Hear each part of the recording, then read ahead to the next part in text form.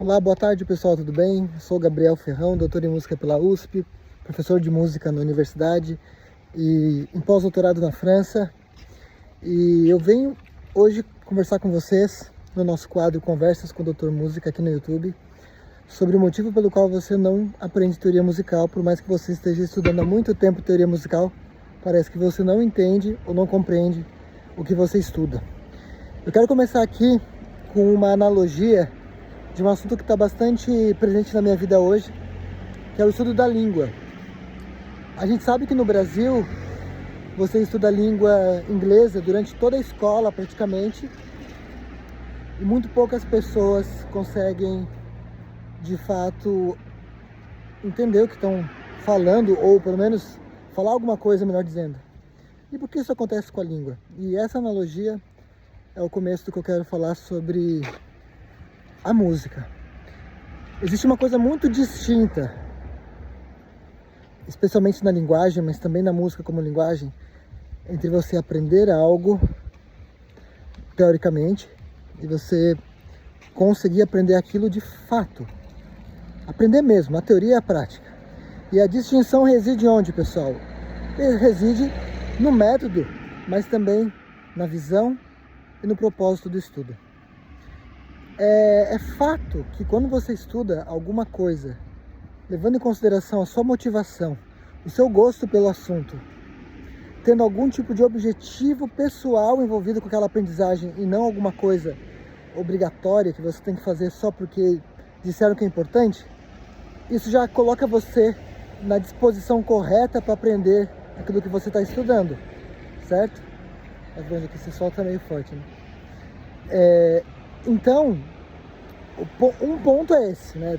A maior parte das pessoas estuda música porque quer estudar música, especialmente jovens adultos, né? Porque gostam de música, porque querem tocar, se sentem motivados a estudar e não porque os pais estão obrigando. Então, esse ponto da motivação, ele só é problemático quando você foi obrigado a estudar música logo no início da vida, pela família, pela escola, num país onde a educação musical pode ser obrigatória, isso pode acontecer, então você não vê na música um espaço de expressão artística legítimo, mas uma obrigação, como qualquer outra matéria da escola, e com menos importância ainda, porque ao menos as outras matérias, supostamente, vão te gerar dividendos em termos de ir bem na escola, no futuro, fazer um vestibular, no Enem, seja lá o que for, e isso nem a música tem. Então, no contexto das obrigações, a música sempre sai perdendo. Esse seria um problema. O primeiro ponto seria a motivação. O segundo, naturalmente, é a forma do estudo. Vamos dizer que você tem a motivação correta para estudar música, você tem uma motivação autônoma, algo que brote do seu interesse, e você ama música, porque só vai querer estudar se você gostar de música. Você ama música e deseja conhecer mais sobre música, e aí você está com a motivação certa, está com a disposição, está com os recursos, mas daí você não consegue aprender. Por quê, gente? E é isso que eu venho falando aqui já faz alguns meses, né, nesse canal. Isso tem a ver com a forma de estudo e com a visão de aprendizagem que se tem da música. E aí eu volto para o exemplo da língua inglesa. Geralmente quando você estuda a língua, não só a língua inglesa, que no caso do Brasil é a língua mais estudada nas escolas, né? Mas pode ser qualquer língua. Existe um fator de percepção na linguagem. Eu vou dar para vocês aqui um exemplo inverso, tá bom? Língua portuguesa. A gente aprende a falar o português por transmissão oral, por aprender com os pais, por nosso cérebro, aquela máquina de aprender padrões, né? Ele reconhece padrões, reconhece a forma de falar, de se comportar linguisticamente, né? O que é a forma culta, a forma coloquial, quando usar uma, quando usar outra, e a gente aprende a falar. Só que aí você aprende a falar muito antes de entrar na escola. Aí você entra na escola e é uma desgraça estudar o português. As regras, a conjunção verbal, a sintaxe, tudo é uma chateação. Ninguém gosta, porque aquilo não reproduz a dinâmica da vida da língua para um cidadão que fala ela naturalmente. Se isso acontece com a língua que você aprendeu a falar e você consegue ter, às vezes, a infelicidade de não conseguir entender algo que você já sabe, ou seja, você já sabe falar português, já consegue compreender a comunicação, a pragmática da comunicação no português. Aí você vai para a escola, vai estudar um negócio do jeito, que eu já vou dizer por que não dá certo, né? E você consegue deixar de gostar de uma coisa que era para ser tão simples para você, quanto mais quando você vai estudar uma coisa que você já tem uma experiência, você vai estudar teoria musical ou um instrumento, pensando em trabalhar com aquilo que você amou escutar, aquilo que você amou absorver. E você chega na escola e você aprende as regras. Na escola de música, o seu professor particular, você aprende as regras. Muitas vezes, as várias regras antes de poder, de fato, pô-las em prática. Então você tem um distanciamento da experiência, da fruição da música, do aprendizado da teoria. E esse distanciamento, ele continua depois, porque quando você aprende cerebralmente a teoria, você ficou tão distante da prática, tão distante de entender aquilo desde o começo, que aquilo fica totalmente perdido e nunca mais se encontra. Fica uma dissonância que não se resolve. Você estudando teoria, aprendendo nome, aprendendo escalas, mas não se dedicando a ouvir a música, não entendendo o valor de ouvir a música, o valor de absorver a musicalidade, como você aprende a fala numa língua. Eu, por exemplo, estou na França agora, eu estudei por bastante tempo francês para vir para cá. Mas é aqui que eu estou sendo absorvido, né, e absorvendo a linguagem e a cultura da França. Então eu estou desenvolvendo muito mais aquilo que eu já estudei.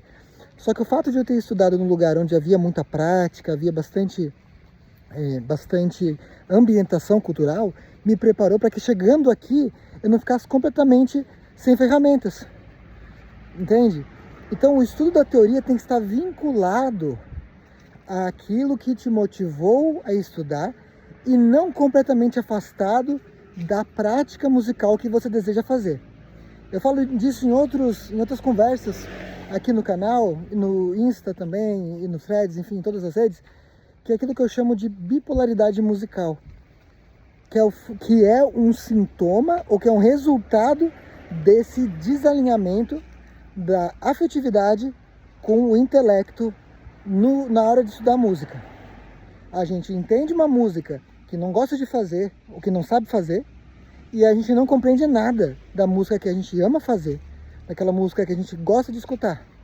E é por isso que no Insta eu estou sempre colocando análises de trilha sonora de filmes e tal, coisas que são meio lugar comum, que são meio unanimidades, para mostrar que sim, a teoria musical deve nos ajudar a entender a música que a gente gosta de usufruir.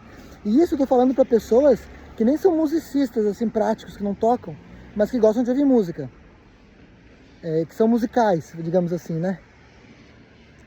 Então, imagina para você que toca um instrumento, para você que canta, quão mais importante é para você conseguir alinhar para ontem a sua prática musical com a sua teoria, ou a sua teoria com a prática que você faz.